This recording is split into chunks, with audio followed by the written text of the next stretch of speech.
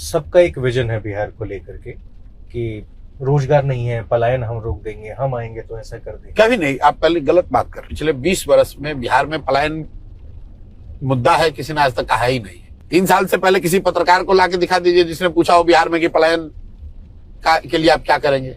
लोग पलायन को तो यहाँ पर बिहार का स्ट्रेंथ बताते रहे, नेता, पत्रकार, एनालिस्ट, समाज शास्त्री सब, कि भाई बिहार के लोग इतने मेहनती हैं कि ये जाएंगे तो इससे दिल्ली चलेगा, इससे बॉम्बे की व्यवस्था चलेगी, पंजाब में वरना खेती का काम रुक जाएगा।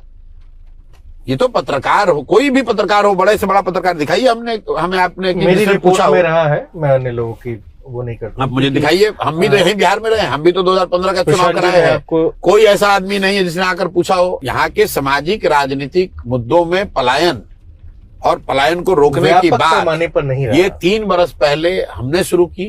जब पदयात्रा मैंने करा तो मैंने ये फील किया कि पढ़ाई, रोजगार, भ्रष्टाचार, लॉ एंड ऑर्डर, इन सब से बढ़कर अगर जो बिहार का दर्द है तो पलायन का दर्द है। क्योंकि पलायन से कोई अछूता नहीं है। कई लोगों को लगता है कि गरीब आदमी पलायन करता है। पदयात्रा के बाद हमने ये बताना शुरू किया कि नहीं भैया, सिर्फ गरीब आदमी का बच्चा नहीं पलायन कर रहा है, पलायन तो सबका बच्चा कर रहा है। फर्क इतना है कि गरीब का बच्चा मजदूरी करने जा रहा है और जो मध्यम वर्गीय संभ्रांत परिवार के बच्चे हैं वो पढ़ाई करने जा रहे हैं या नौकरी करने जा रहे हैं। जा तो सब लोग रहा है बाहर। परिवार की पूरी परिकल्पना ही बिहार में खत्म हो गई है। लोगों को ऐसा मान लिया है कि भाई कमाना है तो बाहर जाना है, पढ़ाई करनी है तो बाहर जाना है, इलाज अच्छा चाहिए तो बाहर जाना है। ये लोगों ने इसको जीवन की सच्चाई मान ली है। लोग आपको गांव देहात में मिल जाएंगे जो कहते हैं कि भैया आए हैं यहाँ घर में रोपनी करने, कमाने के लिए लुधियाना जाएंगे। मतलब खेती करना, रोपनी करना, कटाई करना काम नहीं है, वो तो खाने का जुगाड़ है। कमाने के लिए तो लुधियाना जाना पड़ेगा। तो ये जो बात है, और फिर जो इसका दूसरा पहलू मैंने देखा कि सिर्फ यहाँ से लोगों का पलायन नहीं है, यहाँ से पूंजी का पलायन है, यहाँ से बुद्धि का पलायन है।